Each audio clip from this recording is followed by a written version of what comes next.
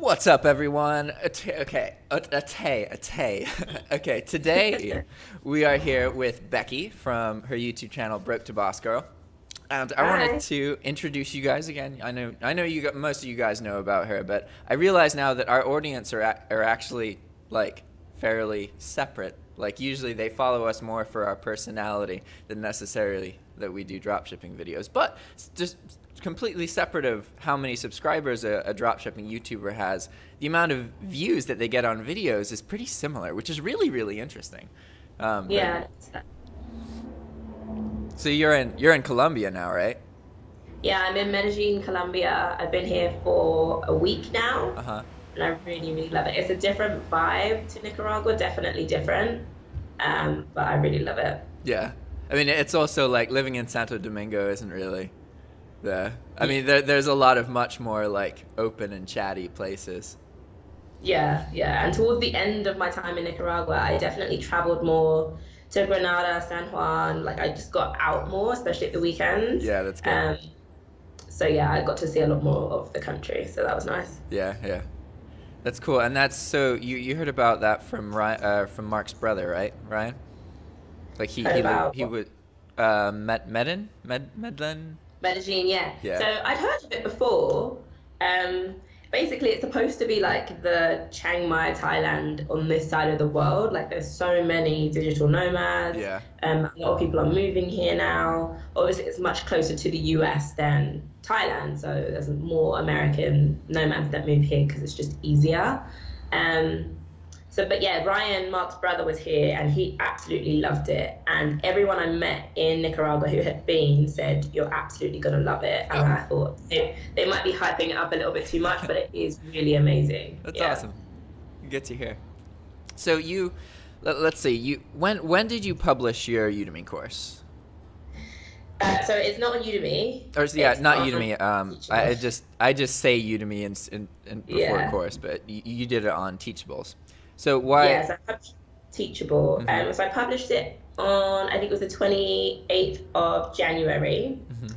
And I chose Teachable because when I looked at the options, Udemy, so correct me if I'm wrong, but is it free to put your course onto Udemy? You don't have to pay to be a creator. No, it's free. It's free regardless. Yeah. Udemy gets their money from the marketing, so. Yeah, so on Teachable you have to pay to put your course on there. So my subscription is like $99 a month. But I think when I looked at it, I thought for Udemy, they obviously bring more of an audience to your course. But I just felt like I already had my own very specific audience of people who wanted to buy the course. So I didn't need Udemy to take like such a big chunk of the price.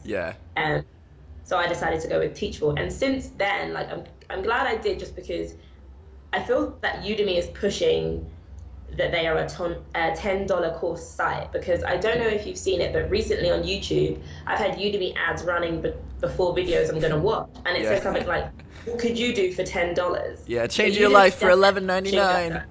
Yeah, they're definitely pushing themselves as a cheap course site. Yeah. And I think that's cool for things like learn how to make a thumbnail or learn how to do, one specific thing. But because my course was very much like, you could learn how to run your own business and change your life, I thought I didn't want that to be $10.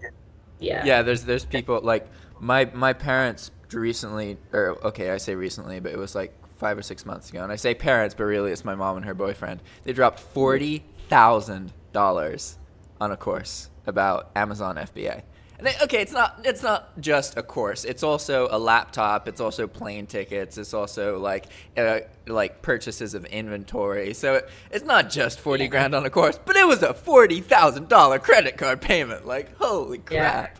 That's crazy. Like a college degree now. Yeah. And a lot of courses are like a couple grand, especially if you get like one-on-one time.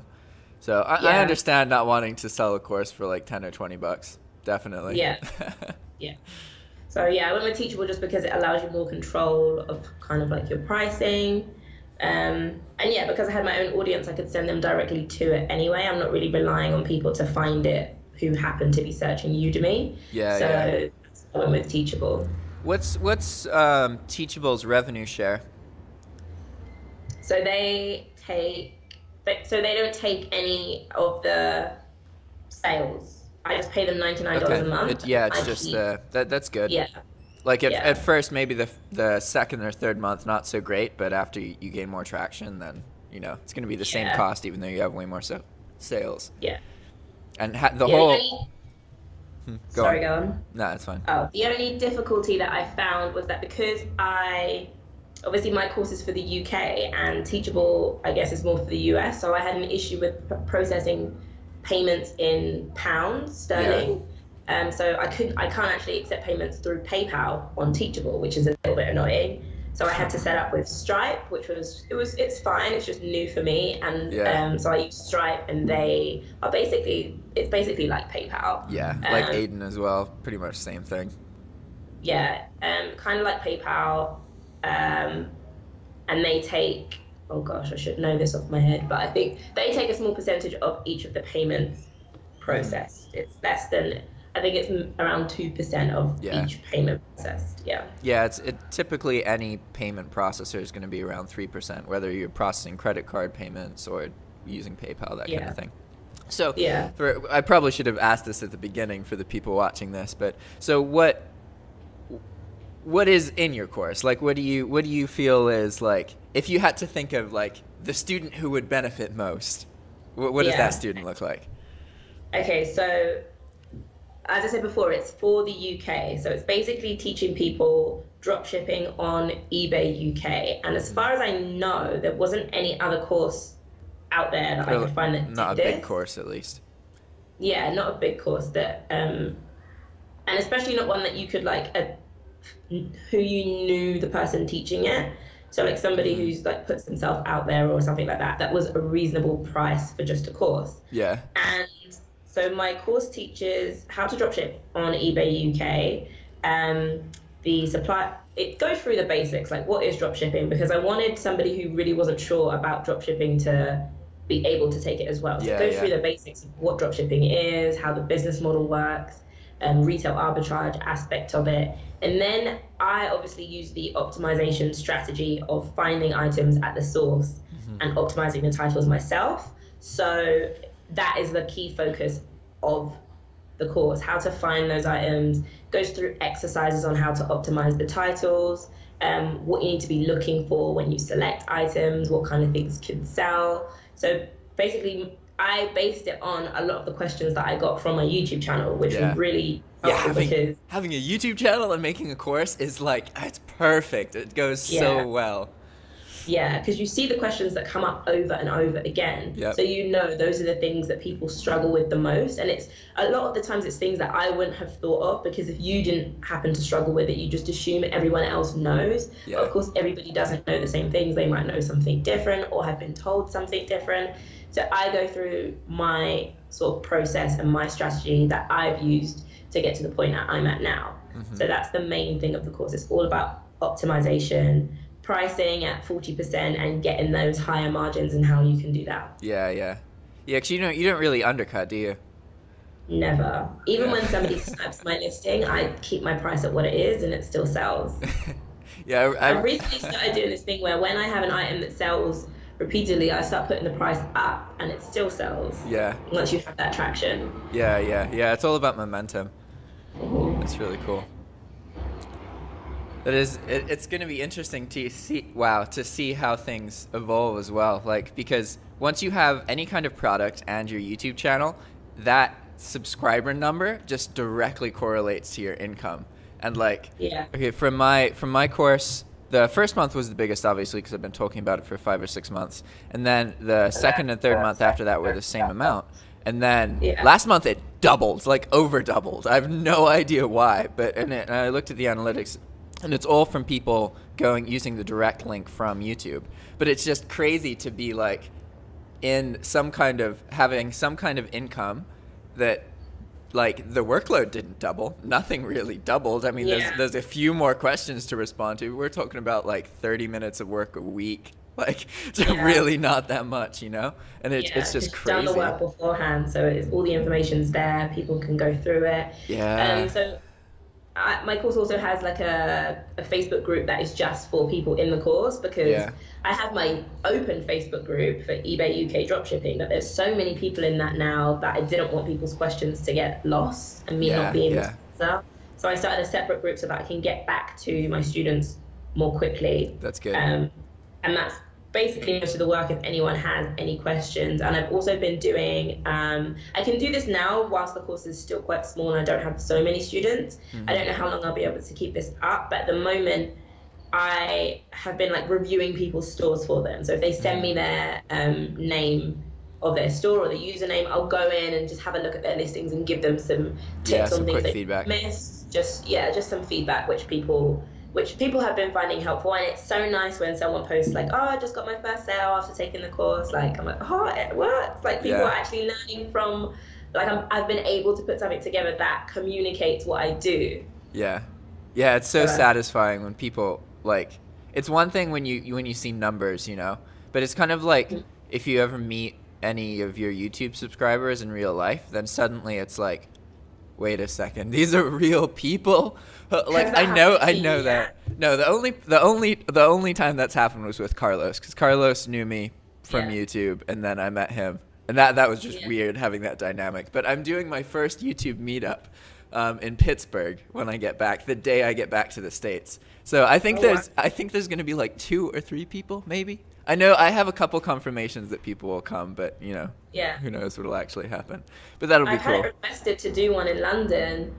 The thing is, like, I get so many like quite scary messages from people. Not scary as in like threatening, but just kind of creepy. I would be a little bit worried about doing a meetup, but I suppose if it's in a public place, like, it would be fine. I might do one when I'm in London next time. Like, the way I'm doing it is I'm at a coffee shop at a certain time with a friend, and so other people can show up. If you know, I'll be there. They'll have to approach me so that I know who they are, or that they're there to talk. But that kind of stuff. I mean, you probably get more of the weird, creepy side because you're a girl. But for what it's worth, I get that as well. Like recently, what I realized is I accept like all Facebook friend requests, or almost all, as long as I can tell they're a person.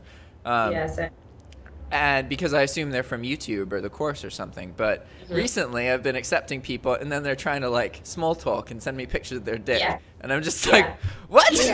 Like, what? What the fuck? When people just message me on Facebook saying hi, I don't respond. And I know sometimes people just want to be polite and do an introduction before they ask a question. But I've wasted so much time with people who just want to have small talk, have no idea what dropshipping is. And I feel bad because I'm like, these people must be lonely if they want to have small talk with a stranger on the internet. But I don't have time, like, to just talk to people who have no idea who they are about nothing. Hi, how are you doing? Good. Can I help you? No, it's okay. Just want to talk. All right. Bye.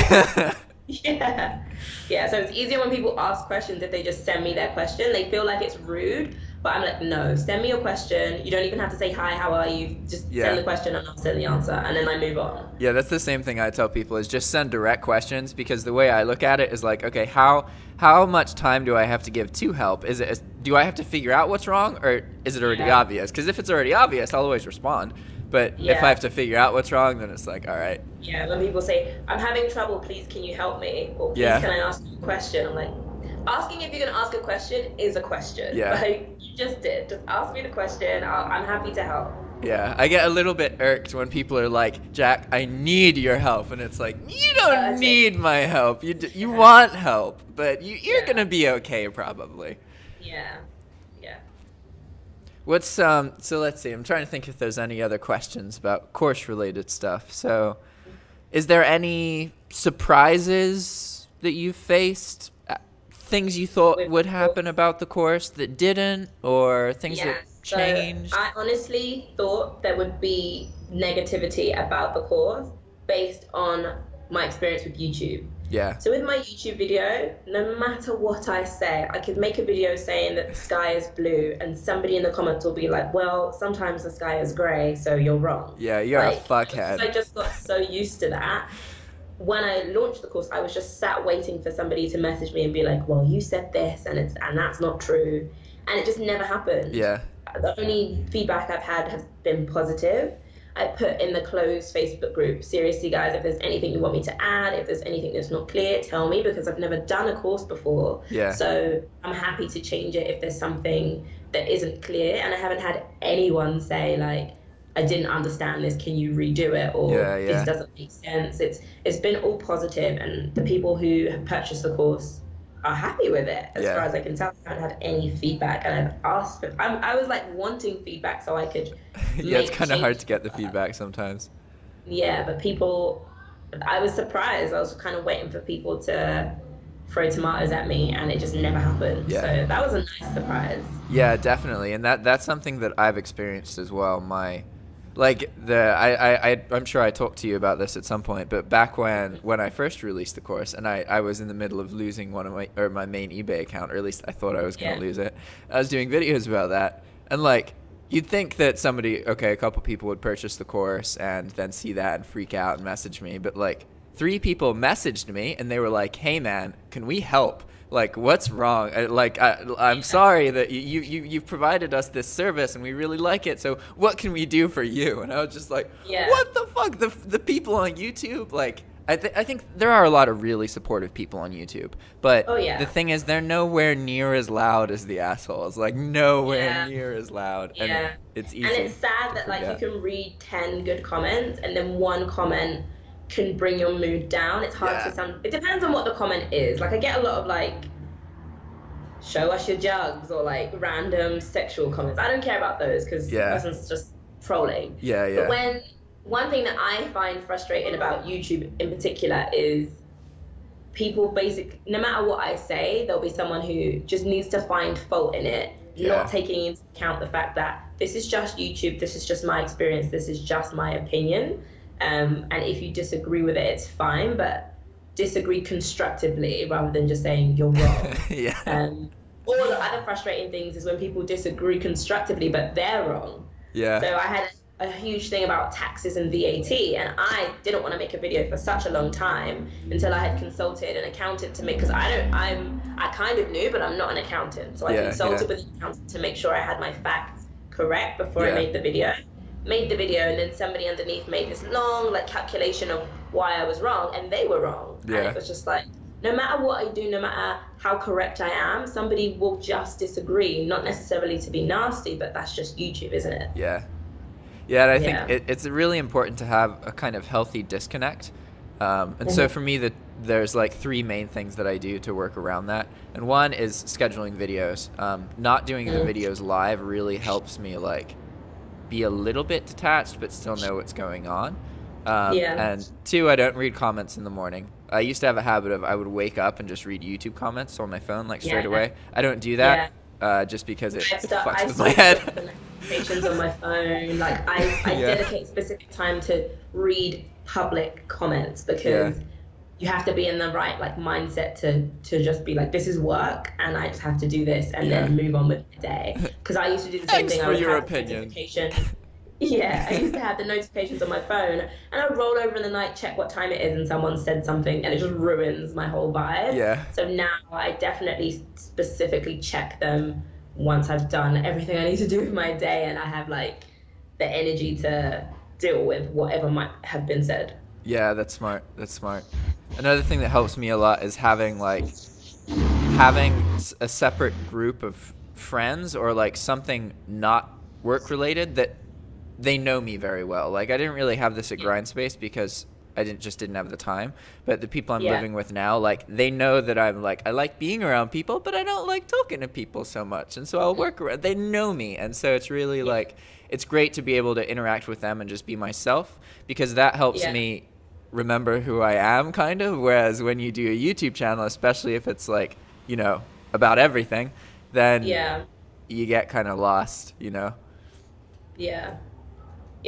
So where I am now in Medellin, I'm living in an apartment by myself, but I'm trying to split things up, so like I don't work in my room anymore. I leave my laptop out on the desk, so it's just I can go in there, and I like living by myself. Like, I prefer to go out and socialize with people and then come home and just have my own space.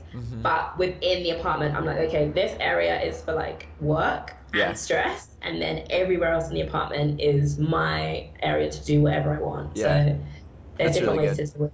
Yeah. It's important too. I definitely found that like I get tired of being in the same room all the time. Sometimes I'll just move the laptop, just change of scenery, even though I'm still working. Yeah, yeah. And now I do like daily video game let's plays now, and I'm quickly learning that like when you have to do something every day, don't get me wrong, it's still easier to make a video game video than it is to make like a thought out dropshipping video, but it definitely gets to a point where I'm like, I don't really want to do this, but you know, you got to get over that. Yeah. So I've started scheduling my YouTube videos as well. So I'll try and record them all on 1 day or 2 days of the week, and then just schedule them to post so I can focus on my eBay business basically. Because another thing as well is that like, so with my course, I think there's a bit of a debate, and I see comments daily in like Facebook groups about people who don't make a certain amount of money making courses basically. And the thing that I find funny about it, I saw one this morning, is that you could, as you know, but maybe some other people watching don't know, you can have a huge amount of sales to sell your course and not be making any money. Yeah. So for me, there's no way for me to prove how much I make, because people say show screenshots. Yeah, I can show you my sales, but you don't know there's no way for you to know how much I've spent on the products or anything else. But I think us being on YouTube, we're kind of living by example. Like, how else would I travel to Nicaragua, the Philippines, to Colombia? How would I live? Like, so obviously you're making enough money to travel and live, but there's definitely like a struggle with, okay, are people going to take it seriously because I'm not in front of a Lamborghini or doing all of this stuff? But yeah. People are always going to find something to bitch and moan about. For me, like, if you make a good course, like, the reason there's a lot of courses who have to use those numbers to convince people to buy their courses is because the courses are shitty. And if you make a good course, people will enjoy it, people will learn from it, they will apply what they learn, and they will feel good about it. If you make a shitty course, you have to convince them it's worth listening to. Yeah. But if you just make a good course in the first place, who cares, you know? Because there's, honestly, in my opinion, the people who need that number in order, like, it's one thing if you're just curious and you want to know, but you're still going to listen to the content anyway. But if you do not listen to somebody, unless you know with absolute certainty that they make loads of money, you're in the wrong headspace. Like, it's probably not going to work out. Yeah, definitely. Especially if people are like, I want to know that this is going to make me rich before I even try it. And it's just, I had somebody message me who obviously didn't buy the course and said, can you guarantee me that I will make money if I buy this course? And I just said, no. That makes absolutely no sense. You can take the course and then never action anything I've said. Yeah. So you can't then come back to me. I've said this before. It's like buying a gym membership and then complaining to the gym because you didn't lose any weight. Like, you have to do the work. They're just providing you with the tools to do what you need to do. The gym should come to me. Yeah. And also just automatically make me lose weight without doing any work. It just makes no sense. But my thing that I definitely wanted to put across when I'm talking about the course or talking about eBay dropshipping is, like, people need to get it out of their heads that working online is associated with being rich. It's just another job. If you earn 40, 50K at the job you do now, all I'm saying is you could also earn that amount doing eBay dropshipping. Yeah. Or if you have a full-time job and you just want an extra $500, $1,000 or pounds a month to supplement your income, you could do that working part-time. Dropshipping is a good solution, eBay. It's a perfect solution because you don't have to go anywhere. And there's so many people who are working 2-3 jobs. For me, I don't have kids, but for some reason I re-empathize with parents who are having to not have time with their kids because they have to work. And it's like, yes, you would still have to work, but you could be in the same space as your kids and be around them whilst making that extra money to support them. And that's so much more valuable to me than driving a Lamborghini or any of these flashy things that certain people need to try something. Just try it. Yeah. Yeah, that's crazy. It's sad how, oh man. I think I've gotten lucky because on one hand, like, you know, I've lost my father. I've been through being really sick. I've seen a lot. But on the other hand, that has enabled me to like kind of be very aware of people, you know?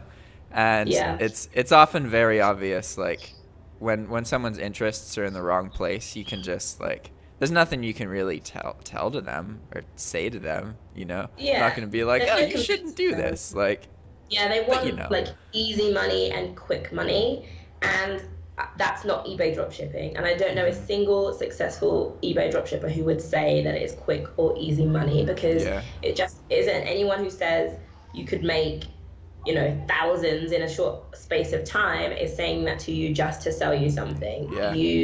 You have to put in the work. And, you know, although I plan to grow my business, and I've said on my channel my goal is to have a 10K month at some point during this year, that's after a lot of time and a lot of work. That's not like the first month I started I made 10K. I said the first month I started I made $500. Like, that was me really working hard on it. A lot of people won't have that result because they either don't have the time or they don't have the account limits. It's not get rich quick at all, and it may not ever make you rich. It's not going to be that for everyone. For some people, it's just going to be a different job to what they're used to doing now. And it's possible to get rich from it, but like the interesting thing for dropshipping for me is that how like there are so many different ways to monetize dropshipping information, and like for me it's good, like encouraging, because like I was able to change my life before really making much money at all. I made like 10 grand total by the time I was able to quit my job and leave, and that was just because of opportunities from YouTube and everything, right? But it's it all boils down to dropshipping information that you learn, and you can use that dropshipping information to produce sales and get money that way, or you could, you know, sell the information. You can do YouTube videos, get ad revenue. You can, there's all sorts of things you can do.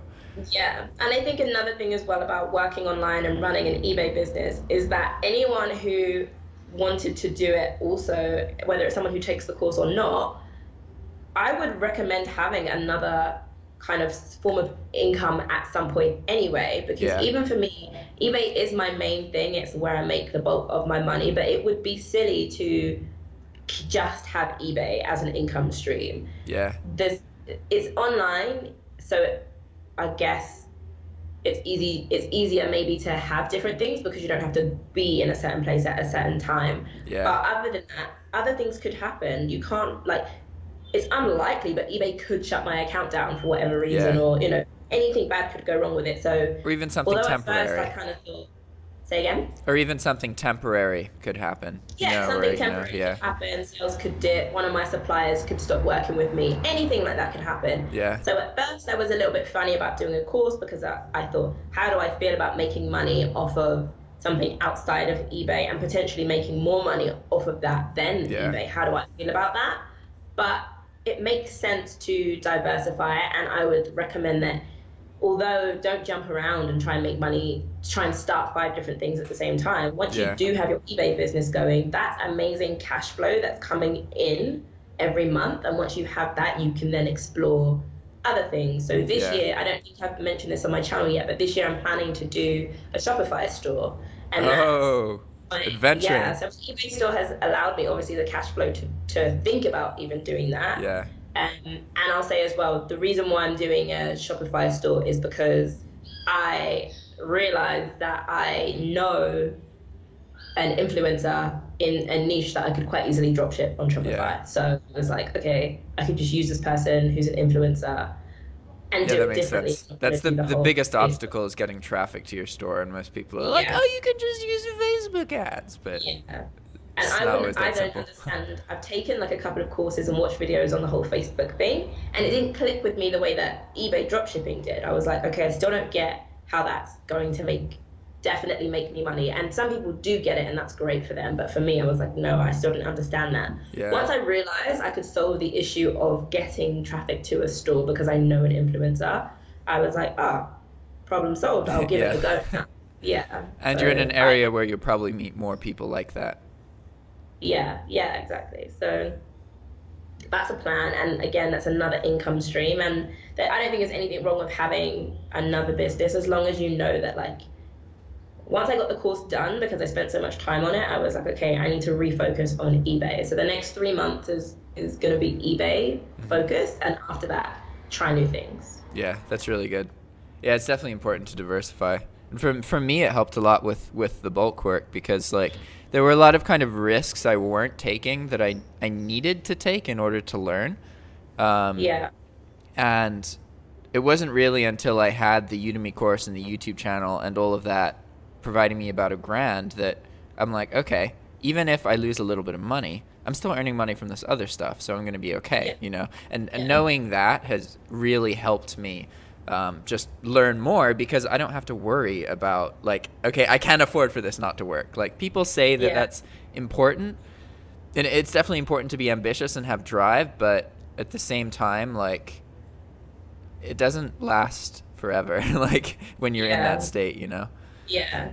I think you can have some of that motivation as well when you do have different incomes as well, because for me now, I sell a course on eBay dropshipping, and it would be unauthentic for me personally to do that if I didn't also have an eBay business. So the question of, like, would I keep running my eBay business? I did a video with Mark about this, and I was like, I would always have my eBay business, first of all because that is like my first business, it's my baby, and I really love it. And secondly, because I teach people how to do this, so I need to stay involved with it and keep doing it in order to effectively teach people, because I know the US had this too, and in the UK eBay's made some changes which are really interesting, and because of those changes I'm going to have to update the course. So if I was out of the game, I wouldn't be able to offer a really useful course to people. The announcement I've been waiting for happened. I saw with the insertion fees are different now for you. Yeah. It's going to half the insertion fees, almost. So under 100,000 listings, it'll cost 3 cents per listing. Over 100,000 listings, it'll cost 2 cents per listing, which is and what like was it before? 5. So that's going to be a huge for difference. every penny that it's cheaper at the current rate of the store, which is around like 90,000 items, is $1,000 in profit a month. And that's without like improving other systems. And now, like, they've really opened the doors a lot for bulk, which is going to be interesting. It's still not going to be a thing a lot of people do because you need a big account. But they have made the insertion fees cheap enough that, like, you could earn a lot of money just as long as you have a big account. And you know how to scale and how to make the big lists of items without introducing a whole bunch of problematic items and that kind of thing. I think it's funny because so in the UK, you know, our anchor store has unlimited listings. And the change they made was that they added like £130 a month to the cost of an anchor store. And people were like up in arms, and I just thought, seriously? Like, it's like, yes, I'm not saying £130 is nothing. It's a significant amount of money. Unlimited insertion fees, though. But it's unlimited. Like, if I was in that position, I would just say, okay, well, I have unlimited. I just need to add enough more listings to make up that £130. It's not. My fear was that they were going to limit the amount. That's what I was expecting. I was like, there's a change coming. I don't know what it is, but I think they're going to change our anchor subscription so that we have a limited number of listings in that. So the fact that it just went up £130 to me was like, phew, like, that's £130 easy. Like, if you are at the point where you have an anchor store subscription, £130 should be an absorbable cost for your business. And if it's not, then you need to really look at your business. Why do you have over 5,000 listings and you're not making enough to spare an extra £130 a month? Like, that to me was very odd that people were so angry about it.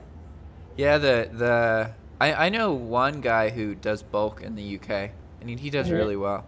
The thing you have to be careful about is that the UK doesn't have a 48-hour warning period like the US does. The US has a program called Fair Warning Period.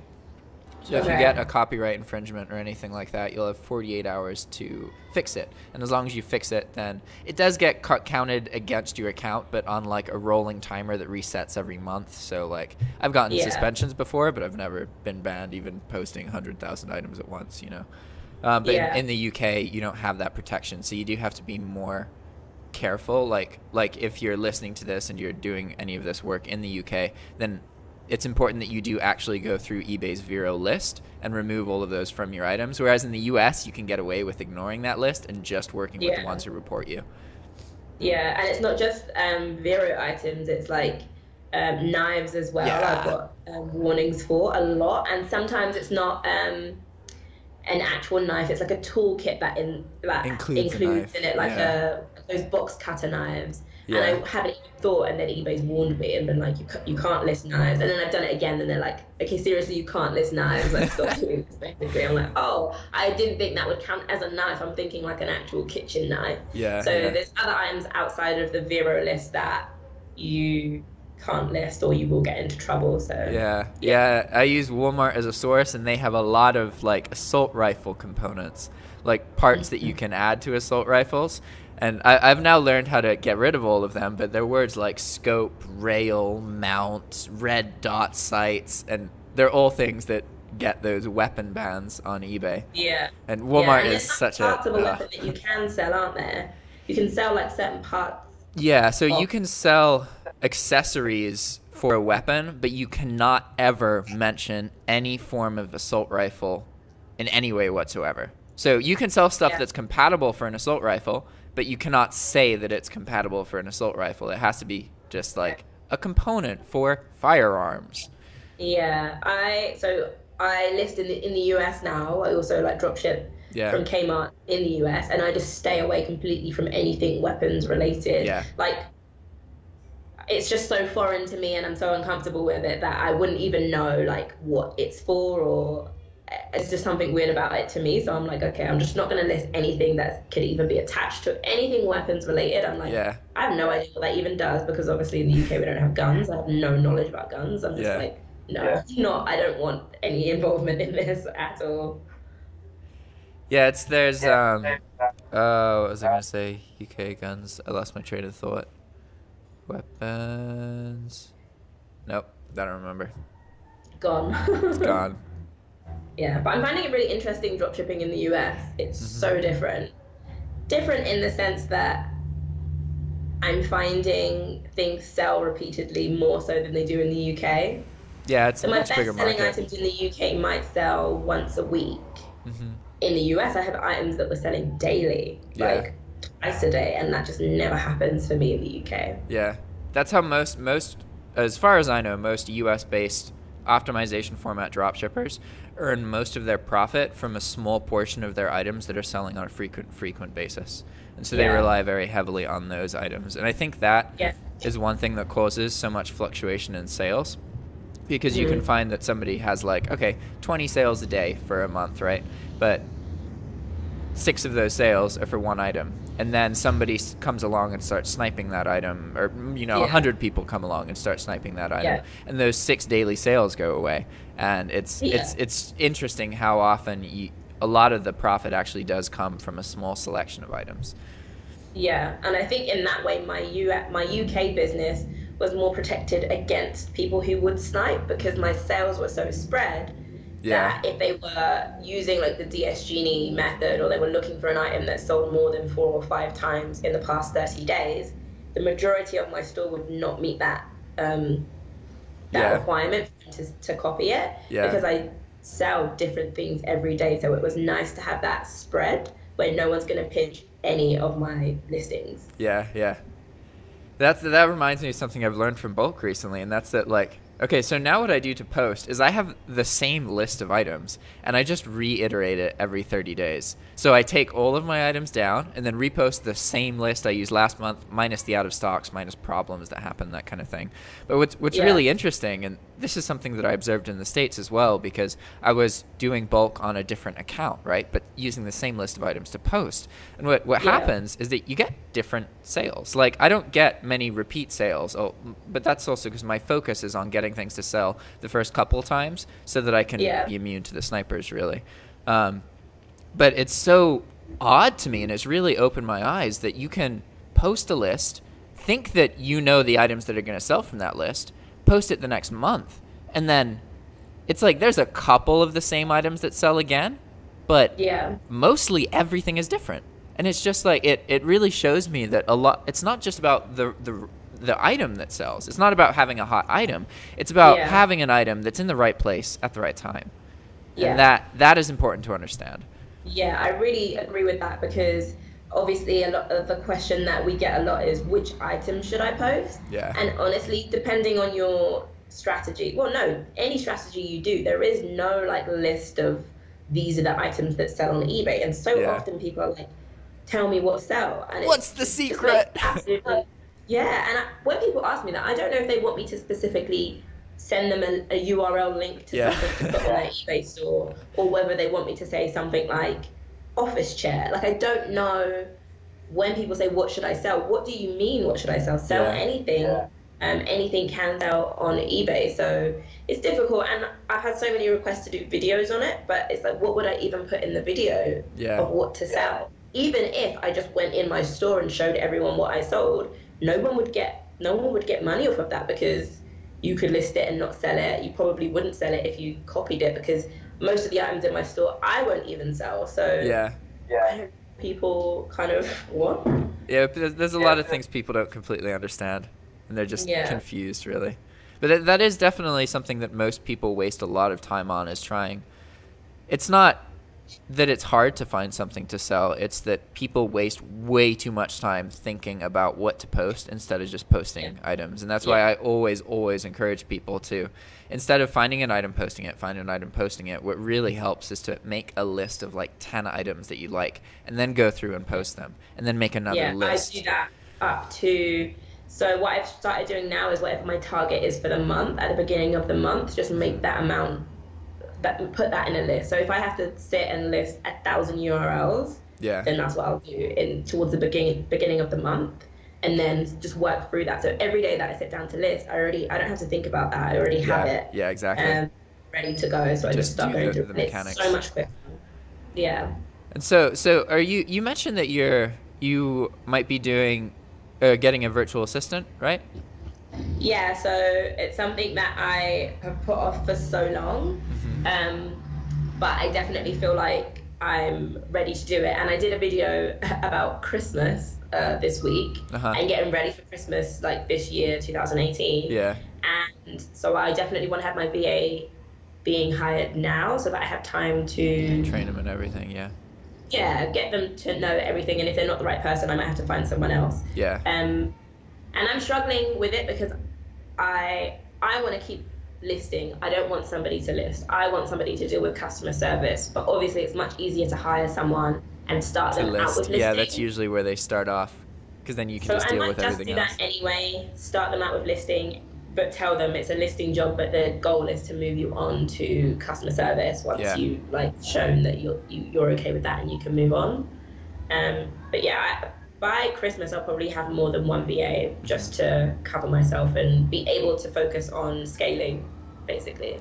I really encourage you to do videos specifically saying you are looking for VAs, because if you can, I got lucky in that sense that I made videos about using Upwork, and then one of the people who watches my channel ended up contacting me, and this guy lives in Morocco, and he's been doing work for me. And what I find is that, like, when you're working with somebody who's already invested in you and they already watch your channel, it's just like you get much better results. Like, if he comes up with something that he thinks I'm not doing to be more profitable, he'll message me about it, but he's going to follow instructions. And like when I post a video about the house or something even not dropshipping related, he'll message me about it. And it's very like, it's awesome. Like, I got so lucky, considering he was the third VA I talked to and second one that I hired.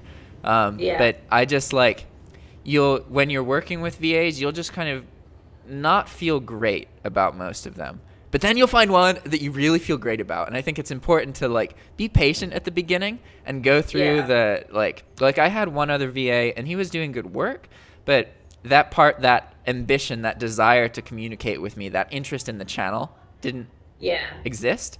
And it's definitely like, it's also in the VA's best interest, because he gets paid directly through PayPal. So Upwork and Fiverr, they all place like a fee. I think it's like 5 to 10% of the whole payment, which is a lot of money. So with Yeah. PayPal, they just lose the currency conversion. So they were going to lose that anyway. So they end up getting more of the money, which is good. Yeah. And what do you have your VAs do specifically? What tasks do they do? So right now, it's kind of been experimental because he is posting items optimized to another account that sell from the bulk posting. So I just go into my Walmart order history every week, and I just export everything. And then he makes optimized items of all of those. But I don't really care for running an optimization business as well as the bulk business, especially now that the store changes have been made. It's much easier to, on May 1st, it'll be much easier to be more profitable. So what I'm doing now is setting up training for him to operate the bulk part of the store. And so it's definitely good to just start working with VAs. Maybe you're not going to find the perfect one straight away, but you'll find that you just okay, I'm going to show him how to do this one task. And then he does that and gets comfortable with it, and then you can move on to the next thing. And the goal for me is to have this virtual assistant, and I probably will need to find one or two others for just, you don't want to rely on one person. That's, they could get pregnant or they could leave or, something happens. But the goal is that once I get back into the States within a couple months, that most of the businesses, I'm not going to be touching it anymore. Because I'm not trying to get rich. I'm just trying to cover my basic bills and then focus on video game development. Yeah. Okay. Cool. Yeah, I'll definitely start doing videos about the VA, just about the process in general. I think it's another thing that people want to see as well, how that would work. But I've put it off for so long. So now I'm 10 months into dropshipping. I think it's time, but I know people who haven't even started and are looking for a VA. So it's kind of didn't want to do it too early. It's very much worth doing. You can't go into it with the wrong mentality. I think the mistake people make when they're new when they get into virtual assistants is that they think that the VA knows everything and that they can just pay them to post listings and then they're automatically going to earn all their money back. And it's it's not how it works, guys. You got to know what you're doing. To teach them, exactly. So I think I'm ready now. Yeah, I mean, you got course, you got YouTube videos, same stuff. Yeah. Just teaching them, just deciding what they're going to do, basically. Yeah.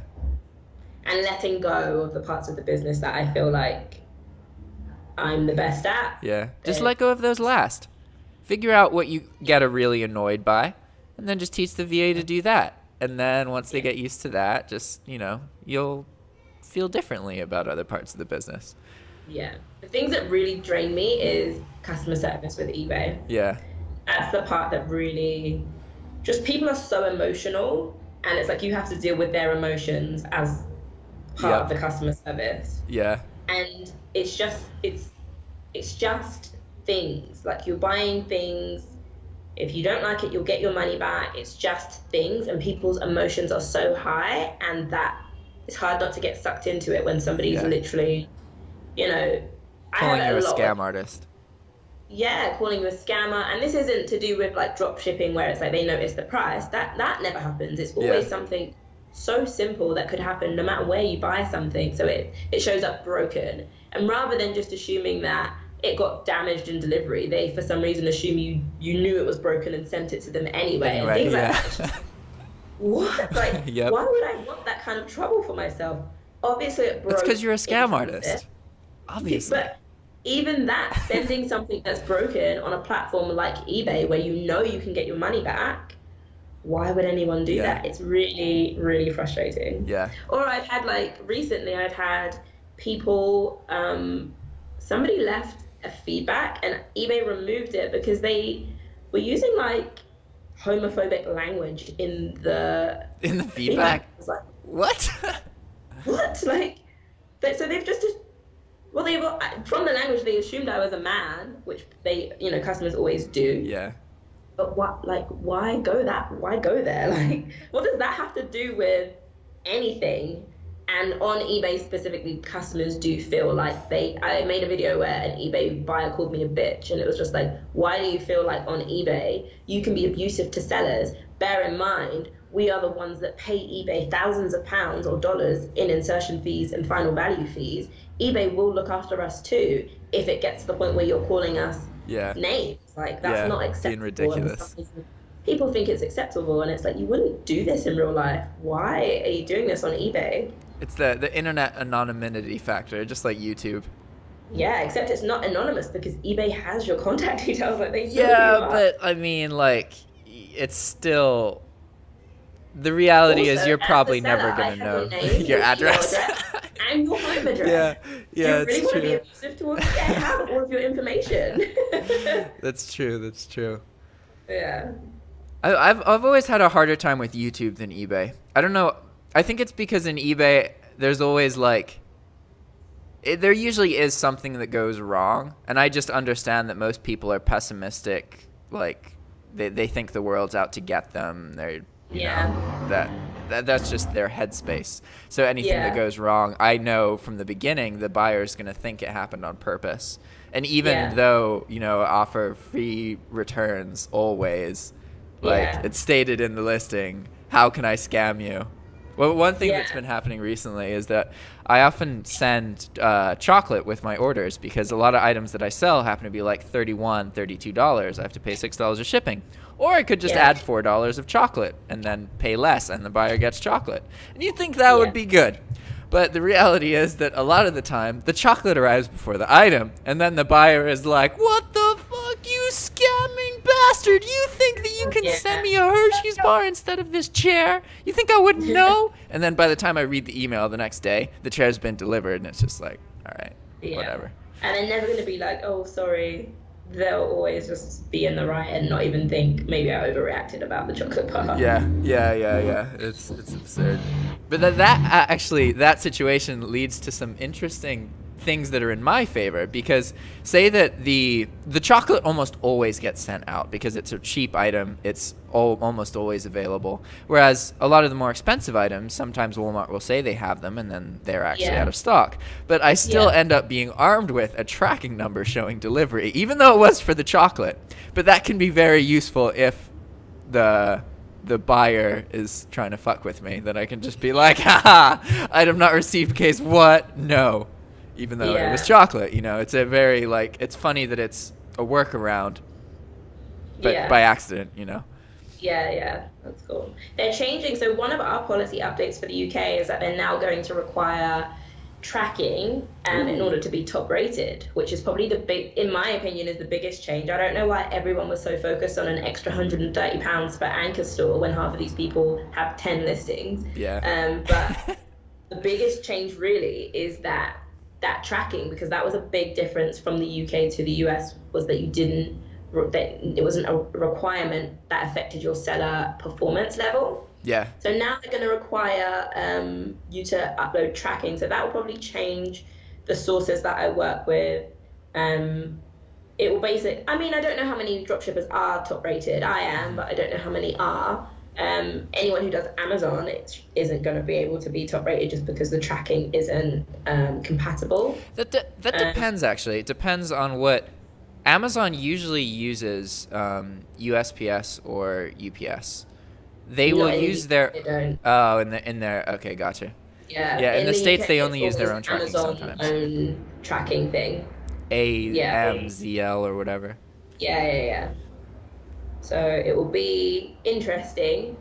And I think a lot of people kind of saw it as, oh, this is just eBay's way of making things more difficult for dropshippers. And it's like, no, come on. Like, there are a lot of other motives than what they're saying, but that is definitely not one of them. Like, they don't want to make it more difficult for dropshippers. But I do think there's going to be positive, because any small change, anybody who doesn't like change and can't adapt to change isn't going to succeed in any business. So the fact that they're up in arms about these changes, and I'm going to do a full video for the UK changes and just kind of explain a bit more.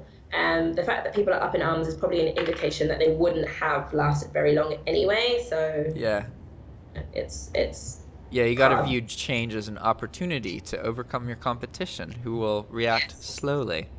Yes, exactly. And we have time. The tracking and those changes don't come into effect until I think it was June. So that's, a few months to get your ducks in a row and sort yourself out. Yeah. Yeah, that's pretty cool. Is there anything else you want to chat over? No. So no, that's it. Sweet. Awesome. Yeah, so if anyone has any questions, you can leave them on the comments to this video and I'll come back and answer them, because obviously I won't get the notification, but yeah. Sweet. Awesome. Yeah, and if you guys want to check out Becky's course or her YouTube channel, just look in the description. You will find the links. You can see them right now without clicking see more, so that's good. All right. We'll see you next time, guys. Ciao. Bye. Bye, Becky. See ya.